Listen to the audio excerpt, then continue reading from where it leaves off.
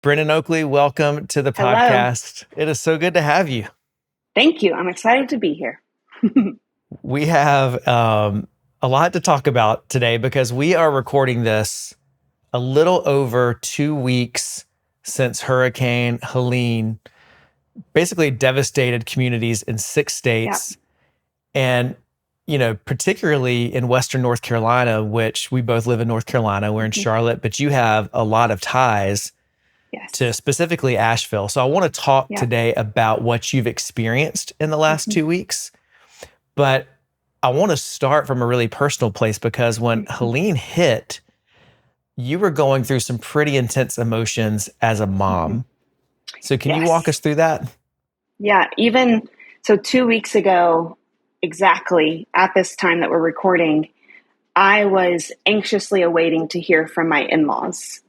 So we had sent Judah, our 3.5-year-old, who is hilarious and so much fun. We had sent him to the grandparents. It was mine and William's 5-year anniversary. And so we were in Greenville, South Carolina, part work trip, part anniversary trip. And we had sent Judah to my in laws. We'd even talked about the storm and we were like, it's going to be a lot of rain. The mountains break it up. That's kind of like Mhm. what, like people run to the mountains whenever there are storms. So just kind of interesting that we even, that we sent him. And then quickly on, I guess that would have been Friday morning, we woke up without power in Greenville. We then realized, okay, this storm was really bad. We do get confirmation from my in laws that they're okay. Um, and then we don't hear from them for a really long time. And we went 24 hours without hearing from them, straight to voicemail. I was like trying to just tell myself, like, they're okay. They said that they're okay. But then I'm also starting to see just like an influx of landslides. And my in laws, they like behind their house is a mountain. And they had, at one point, they had told us that the house above them, their foundation was not good. And so there was just a lot. We had 2 phone calls in the whole span of it with my in laws. One, we had gotten confirmation that they were okay. They were without power, no water. Then cell service went away. We went 24 hours without hearing from them. I get like daily up, like for their childcare. I know when they go to the bathroom. I know when they eat a snack. Like I get real Right. time updates with my kids. And so to go hours without knowing if Judah was okay, like we left Greenville. I'm like, we've got to make a plan. We go and pick up our 1-year-old from a friend here in Charlotte. And I am just like panicking. So that Saturday, I'm like sick to my stomach, can't function, not eating. And we just kept telling ourselves, like, we have to trust that he's okay. We have to trust that Judah's okay. But I'm getting messages from friends about houses being just like totally washed away. And so, anyways, we were about to go to bed and just trusting. We had thought that we would have heard from them at like noon because the day before, my father-in-law had called from a stranger's phone in an Ingles parking lot and said, like, kind of gave us the update. So there's a lot of like, there was just a lot of time and space of unknown. And so then we hear that they're okay again on that Saturday evening, and we're telling them, you need to leave. And my in-laws are like, you need to come get Judah. We're like, we Yeah. can't. You can't go into Asheville. You can only go out. Like interstates are shut down. As a parent, we could not go. And they did not even understand fully the what was happening. And then they're like, well, we can't leave because we don't have gas and none of the gas stations are working. So very long story short, my brother-in-law siphoned gas out of a friend's broken down car Oh. and got my in-laws enough gas for them to evacuate and come to us. And they say that, so then we got Judah. For the most part, Judah just thought that it was a fun adventure. He got to ride the lawnmower around the neighborhood. He helped pick up sticks. He was curious why there were trees down. But for the most part, like they were totally okay. They were more inconvenienced, which is not the case for so many other Right. areas of the city. I mean, I had one of my friends called me and she's like, Brennan, is Judah okay? And I was like, yes, I finally got confirmation. And I quickly realized, I'm like, are you okay? And she's like, just like in hysterics. And she's like, my husband's parents, their house is gone.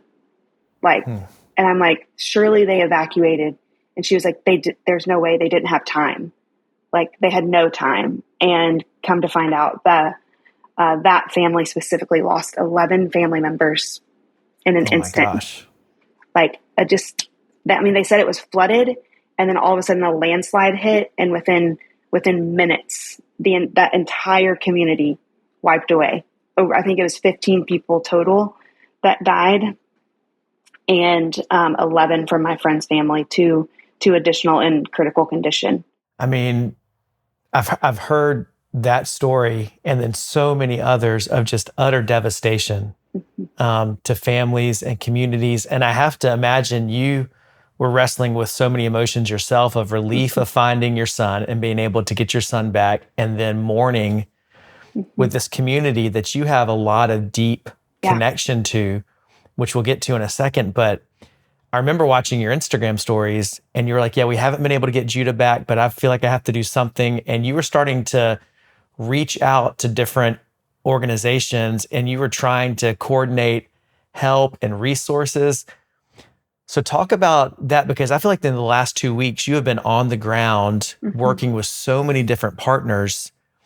And I want you to really tell the story of what you've experienced and how God positioned you to be able to play the role you're playing right now. Yeah, so a little context, I pastored for 3 years in Asheville. That's where I met my husband. My husband's born and raised in western, like the west part of Asheville, Candler, old Candler town, as they call it. Born and raised there, but I pastored there. I have so many people there that I love deeply. They were texting me. This one's hard to hear, but I got a text message from a mom, single mom, her son's 7. And she said, Brennen, I don't know what to say. He's asking me if we're going to heaven because we're walking around bodies. Oh gosh. And so I'm getting these text messages. I'm thankful Judah is okay. And then I feel a deep urgency to do something. And so I pastored in Asheville for 3 years. And then immediately after that, I was a part of leading an outreach ministry, specifically with disaster response. And so through just a few connections and kind of a wild journey, I just felt the Lord impress on my heart, perfectly positioned was the phrase that he gave me. And I did what I only know to do, which is to just do something.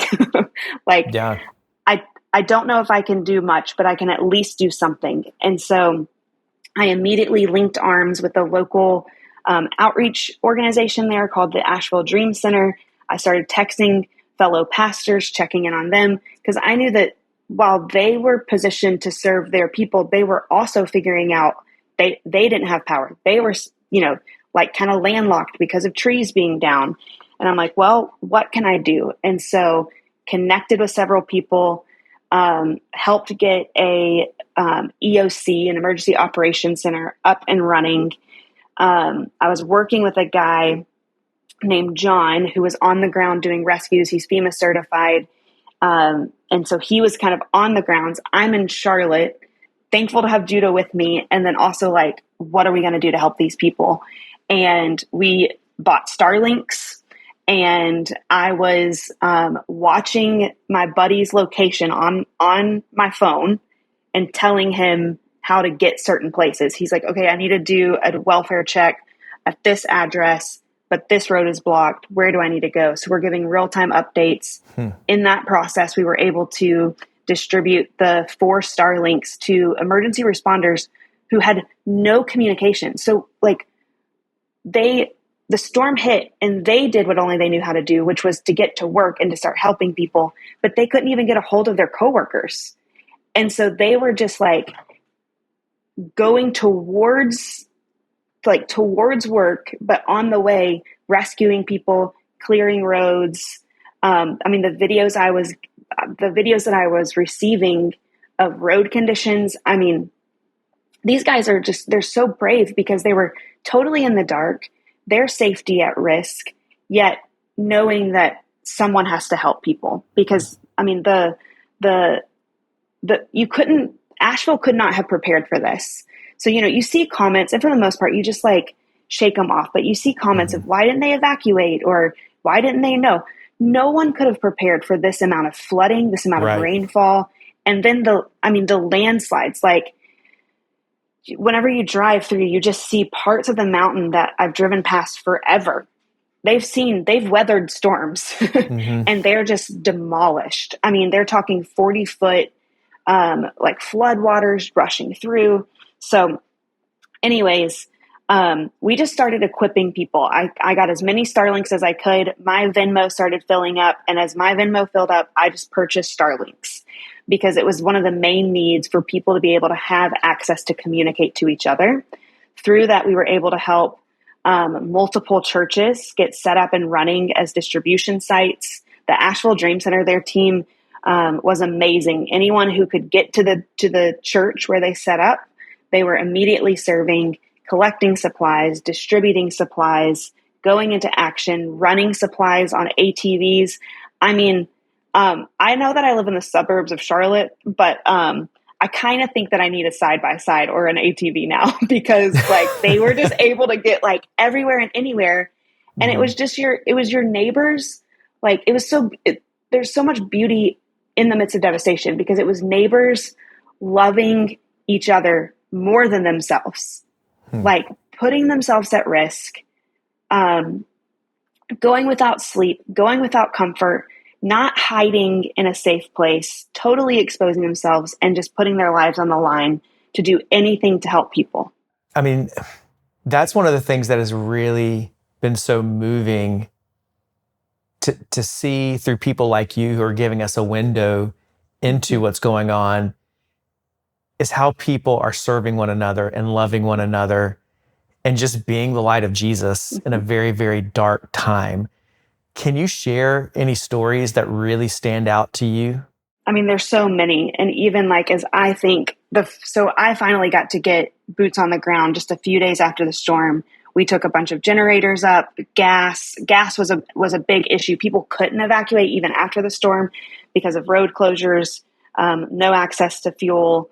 So we took a big trailer up and I get out of the truck and I just start seeing all of these people that I did life with. And one in particular, Philip Cooper, he is he's a change agent is what he is like his family's phrase. Like they're a change agent in the city of Asheville. They help people on a day-to-day basis. That is their entire life mission. They have a incredible story of finding freedom from addiction, and they are now positioned to serve others. So anyways, I get out of the truck and I see him. And I mean, I was one of the longest hugs that I've given. And we just like looked at each other and we were like, you're okay. Like you're here. Yeah. And that's what you kept seeing. Like, that's what you keep seeing is just a thankfulness for being together, a thankfulness for those who survived, a deep gratitude for the simple things in life. But, as I even think of just stories that I've heard, yesterday, we were able to get a generator to a mom, and they weathered the storm, and then quickly the water started to rise, and she realized that it's coming into the house, and it's coming fast. She put her 1st and 5th grader in a tree and said, "Hang on." She then, there was a 17-year-old that they helped get to safety. In the midst of that, she somehow fell in. So then someone is helping her get rescued. She's able to get a rope, and they all weather it. They get to safety. But even just thinking of placing my child in a tree as waters are rising, it's raining, there's debris everywhere. I just can't imagine how scary it is. But then to see people come around her, even, after, and make sure she has a generator, her house was totally destroyed, make sure that she has a place to stay. Those are the stories where I'm just like, the people are amazing. Like the Lord's light is shining through his people so bright with their willingness to step in and help, whether it's, once again, driving supplies. My buddy Cody, he was delivering supplies directly to the mom in Swannanoa that was texting me. There's just like story after story of people doing that, doing whatever it takes, helping people get rescued, making sure they have hot meals. We dropped off some supplies for another kind of a friend of a friend. And she talked about how every morning she goes and she checks on her elderly neighbors. And, we don't live in a time where you really talk to your neighbors. And it's kind of sad that we live beside each other so close, and yet we sometimes don't even know their names. And to now see this sense of obligation, duty, service, and a joy to check on your neighbor is it's beautiful. And I told William the other day, I was like, William's my husband, and I said, this is the time where two things are true at once. There's so much beauty and there's so much heartache. There's so much joy. I mean, like the joy of the Lord is our strength is a scripture that I've been just praying over people, that God would give them just so much joy in the midst of this. And so they're laughing in one moment with each other and then holding on to each other and weeping. They're rejoicing with each other and they're grieving with each other. And it's just pretty crazy to experience. Yeah, it's honestly really hard for me to fathom how I could navigate holding those two in tension in that exact same situation. Because I understand the supernatural power of Jesus to bring you joy. Yeah. And how that's a grace that's given to you in the moment. But my logical mind can't make sense of it.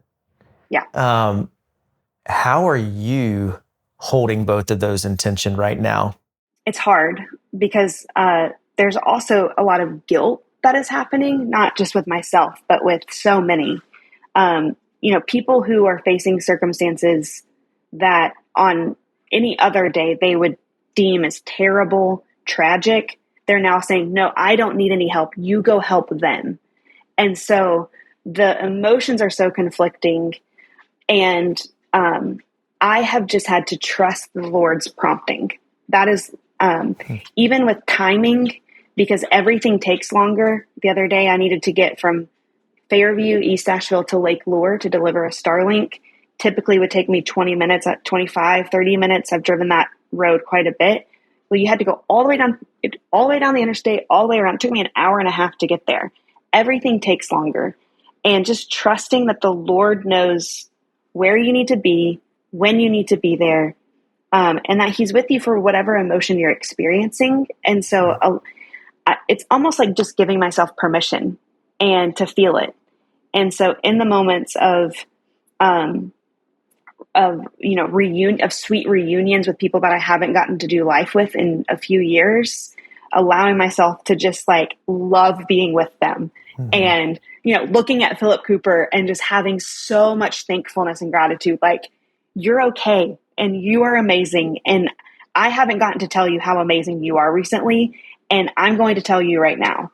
And then on the car rides back to Charlotte, where I'm coming home to a warm bed and a hot shower, and I'm leaving people who aren't, feeling guilty for that, but then also feeling thankful and not allowing the guilt to be so big that I don't just thank God for this home and for his protection and for his peace that passes all understanding. And so it's causing me to live more presently and looking people in the eyes, not rushing past, realizing what's actually important and like what's not, and like releasing myself lots of deep breaths and I don't know, just allowing God to just give me what I need, my daily bread. That's what I've been praying over a lot of people, is that he would be their daily bread and that he would supply their daily bread.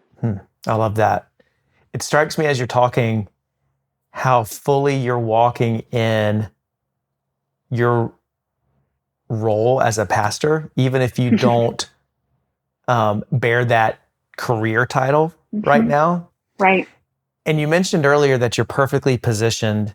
And I mean, you and I worked together for years.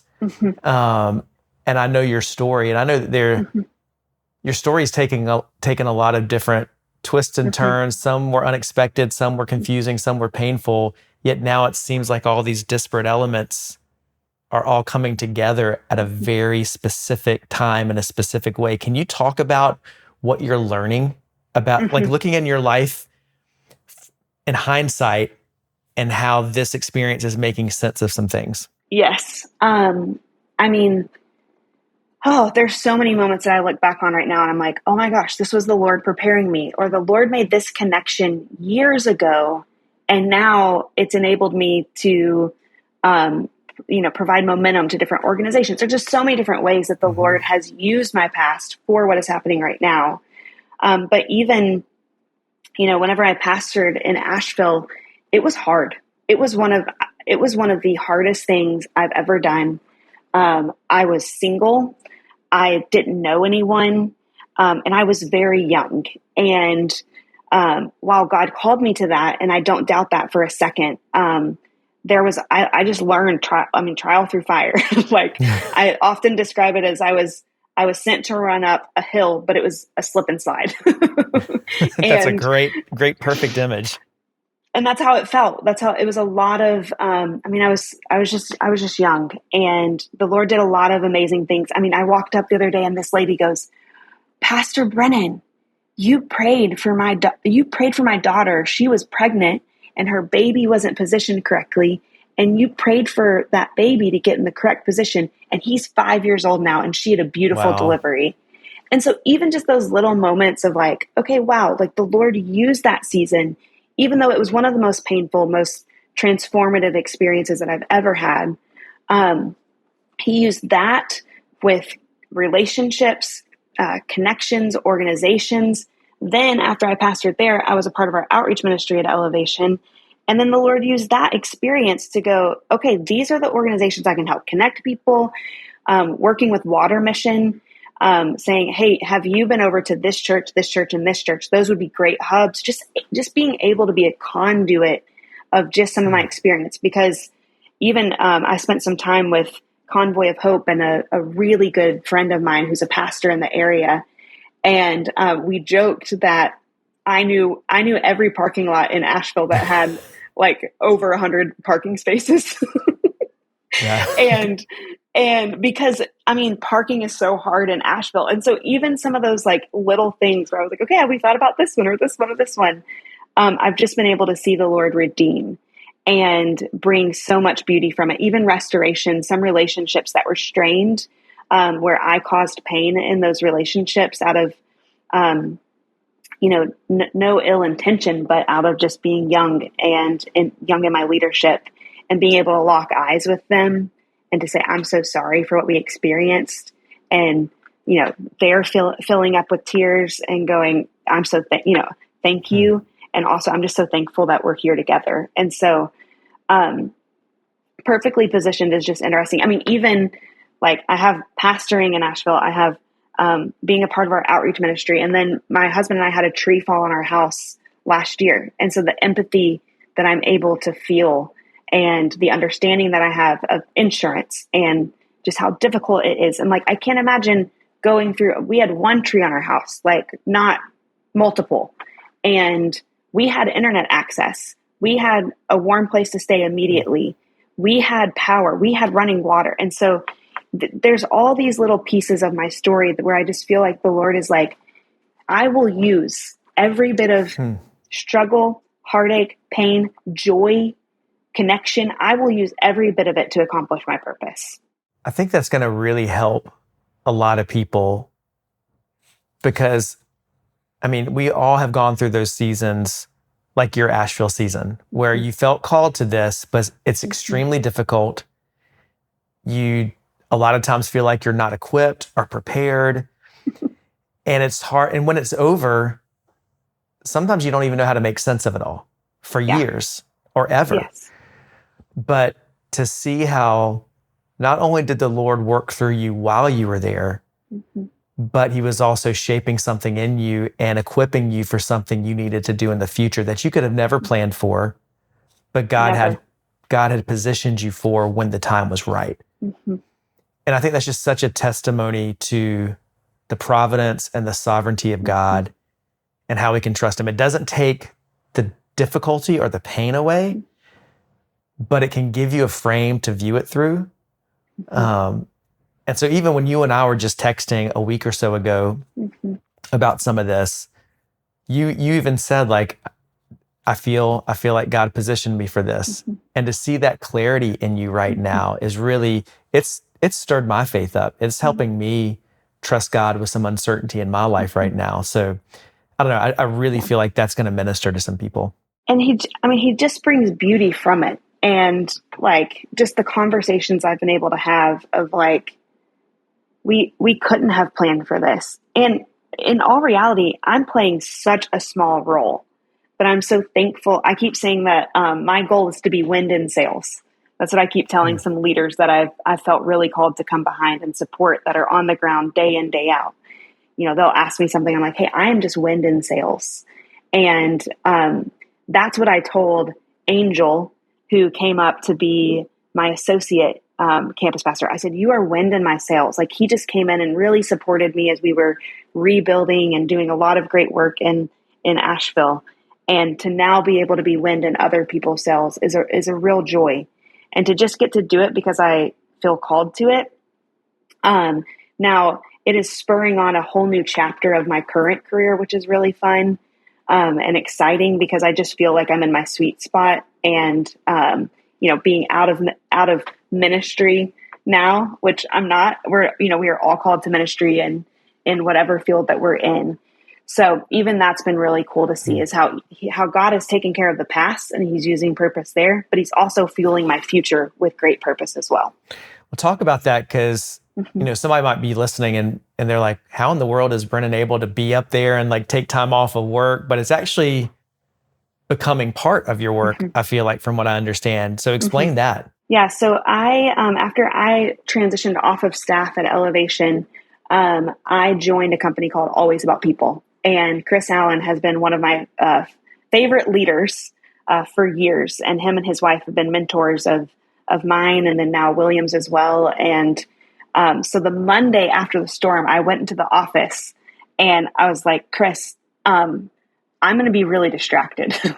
I just feel like I need to tell you that. Like, I've got a lot of things moving and my phone's blowing up. I'm getting, text message after text message. And I just need to vocalize that I think I might be distracted. And he goes, why? He's like, I don't think you're distracted. I think you're actually doing what we're supposed to be doing, because it's always about people. And just that weekend where it was work retreat / anniversary trip, we were talking about how do we create a movement of people that are always about people. And the whole mission of Always About People is to create cultures where people thrive. And that typically happens in the sphere of people strategy, HR, leader, mid-level managers, executive teams. But you can be always about people in other spheres as well. And so this has launched a whole additional arm to our organization with generosity consulting. There are people who have been blessed abundantly and they want to give, but they're not quite sure where to give. They want to give to great organizations. And I feel like the Lord has blessed me to be able to help vet organizations and to help people align their generosity with their own passions, the things that they really care deeply about. And so it's launching into that.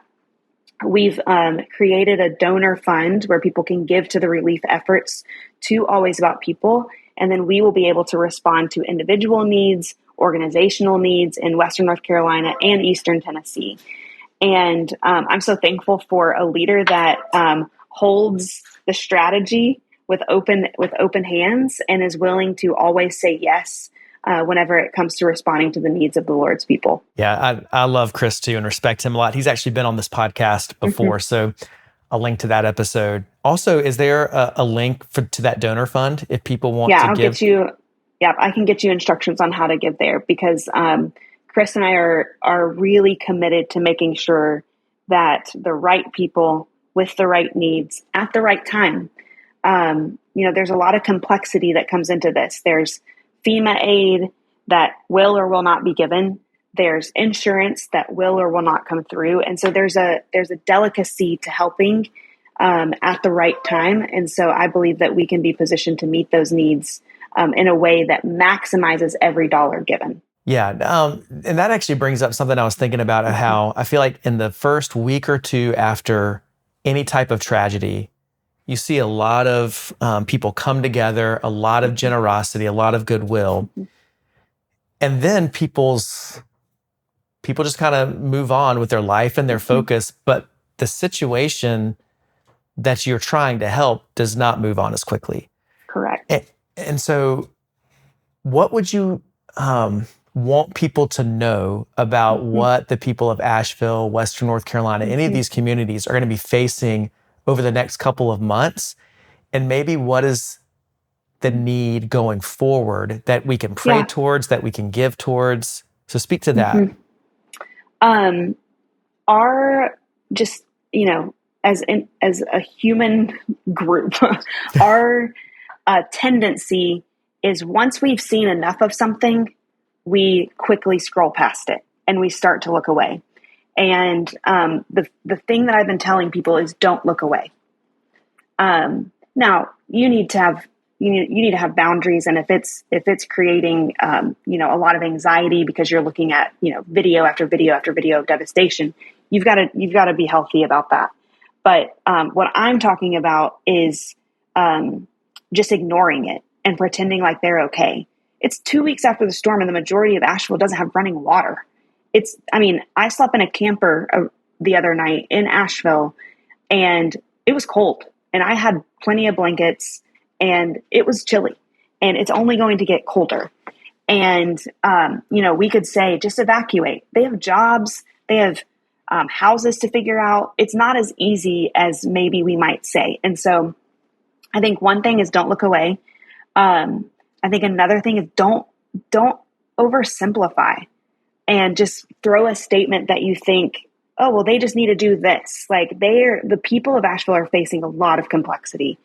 And it's the people of Asheville that are doing a lot of the work. I mean, even where my friend lost his 11 family members, they were the ones getting on their own excavators, going in, creating. He told me yesterday that you couldn't even get in to do rescue efforts because the debris piles were so high. And so they had to go in with excavators and pick and create space for people to go through. And so I say all that to say that don't look away, don't oversimplify, and then move towards it in whatever way that you can. So everyone can pray, and that is one of the most powerful things that we can do for the people of Asheville, is to pray for their safety, protection, their strength, their joy, for God to, my friend texted me loaves and fishes one day, and which is a pretty cool story because she was texting it over my in-laws' gas tank. And wait, I'm not kidding. Whenever they left Asheville, it's at 155 miles to empty. When they pulled into my driveway, over 90 miles away, it's at 145 loaves and fishes. What? Wow. And the Lord is going to do that for other people. And so if we can proclaim his promises, if we can silence darkness, if we can speak, if we can just have them in our minds, that's powerful. If you can go and serve, go and serve. If you know someone there, move towards that person. Take them a meal. Just find something to do. A few moms have asked me, how can I get my kids involved? Make cards, write the moms a note, write the dads a note, tell them how proud you are of them, of you're showing up, you're working hard, you're then coming home and being present for your family. We see you, we're praying for you. But they don't, they're thankful whenever we feel sad for them, but they're also really thankful when they get encouraged and they realize I'm not alone in this. And then there's going to be an immense need for financial support. I just heard of a guy he lost both of his parents. Because he lost both of his parents, as of right now, FEMA is saying that he will not get any aid. His parents' house is gone. Their cars are gone. And if he doesn't get any aid, that means he's going to be held responsible for any debt that his parents had. on top of rebuilding his own home. And so there are going to be unique circumstances, and there's a lot of resources that we're going to point people towards. I'm not somebody that thinks that the government is out to get people. I think that everyone needs to go through the proper channels, but then there is going to be a point where people are going to reach their limit and they're going to need support. Communities are going to need help rebuilding, whether it's, we were just able to take up a bunch of oil for generators with the Joye Logano Foundation yesterday. And Joey and his wife, Brittany, are amazing. And they were out in the community yesterday meeting so many needs. But even something as simple as oil, there's just so many ways that we can move towards it. And so if you have a passion that you think you can offer, if you have a professional service that you think you can offer, people are going to need help thinking through how to make these financial decisions. So even people who have a gift in that area could so serve the people of Asheville. And so moving towards it, serving Samaritan's Purse is a great organization to serve with. They're organized, they're safe, they're doing incredible work. I got a story from one of my volunteers that they went and cleaned out her grandparents' home. And so an organization that she's given to serving her grandparents, like how cool. So moving towards it, not looking away, standing with them, and not forgetting. And then when Asheville is back, we need to go and support and not just Asheville, but all of the surrounding communities. When they're up and running, tourism was the main, that was a driver for the economy. And so there are still parts of Asheville that are beautiful. That's even crazy. You can drive just like 2 minutes on a four-wheeler and see the images I will never get out of my head of just utter devastation to a community. And then like green grass and beautiful views of the mountains. And so there's still so much beauty there too. It's interesting that even the scenery of Asheville is a representation of the emotions that people are experiencing. 100%. Thank you for just that detailed walkthrough of what people can do, because we're recording this 2 weeks out. This will probably air 3 weeks or 4 weeks after Helene hit, and I feel like that's probably the time frame when most people start to think about something else, or it's the election, or it's whatever. Right. And these people are still in the middle of rebuilding their lives. So if everybody listening to this or watching this can just do something, I know it's like you said, it's because I can get overwhelmed sometimes of feeling like, well, this little thing's not going to make a difference. The need is so great.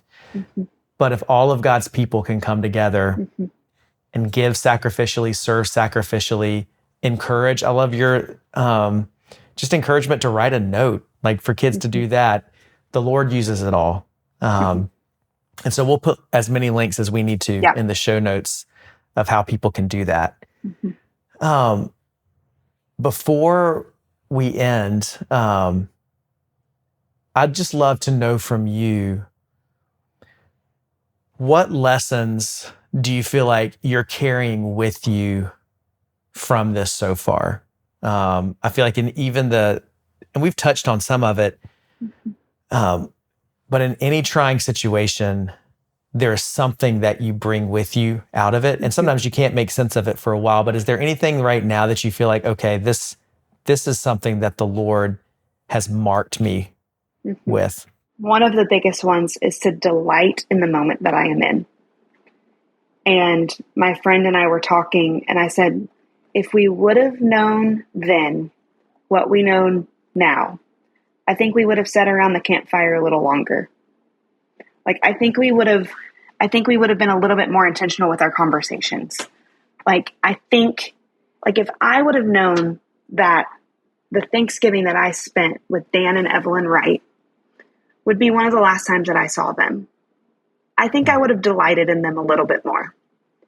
And I would have taken in the scene, even just taking in the scenery, the stretch of road in Craigtown, as it's called, will never be the same. And even just taking a breath and being present, watching Judah smile and laugh now is the greatest gift. Last night we got home late from Asheville, And typically I would never go and look at my children whenever they're sleeping, because you don't disrupt sleeping babies. Amen. But I did. I went in and I just watched Judah sleep for a minute, and I was just so thankful that I had him right there. And then I am unashamedly telling people how much I love them. Like, I almost want them to feel uncomfortable because it's like, we just don't know. Like, we just don't know when life is so short, and the Lord created amazing people, and his light shines through them. And if I can just help them see how the Lord's shining through them. I mean, even one of my friends, she went up and ministered to a community that's really dear to me. And I just told her, Anna Josephs, I just said, man, the Lord uses you so uniquely with just being a voice of peace in people's lives. I probably wouldn't have said that a few months ago because it would have felt uncomfortable. And now I kind of don't care. I'm like, no, I just love you so much. And I'm so grateful. And I hope I never miss an opportunity to tell someone just how great they are. Yeah. And then even last night, I was like bickering with William about something, and I started laughing because I'm like, this does not matter. I'm like, why do I this is so silly. And both of us were laughing. And so it's just relishing in that moment. And then always moving towards pain. That's probably the other one, is like, the Lord hasn't called us to live a convenient life. And so to move towards pain, even whenever it makes us sometimes uncomfortable, if we can help somebody, then we should do it. Yeah, those are all beautiful and timely lessons. Brennen, I'm so thankful for you. I'm so thankful for just your heart for the Lord, your heart for people. I'm proud of you as somebody who's watched your journey for a long time. Very long time. You're challenging me. You're encouraging me. I've got one more question for you that'll be for our Substack community. Okay. But where can people find you? I know we'll put links about all the different ways they can donate, but if people want to watch your journey, and you're giving such a great window into what's happening on the ground, how can they follow you? Brennen Oakley on Instagram and Facebook. That's where I'm keeping updates. I'm not cool enough yet for TikTok. Maybe one day I will be. Hey, neither am I. And I'm trying to be more corporate for LinkedIn, but I don't do a great job at keeping up with that. So really, all of my updates are going through my Instagram that links to my Facebook. And so you can follow along there. Oh, thank you so much, And also Brennen. Always about people too. Yes. We'll continue to post updates about the work that we're going to do with our relief fund as well. Well, thanks for being on the show today, Brennen. Thank you. And thank you all for watching and listening. Please share this episode, because we want to get the word out about how more and more people can continue to support those who are hurting and rebuilding their lives. We'll see you back here next week for more Dreamers and Disciples.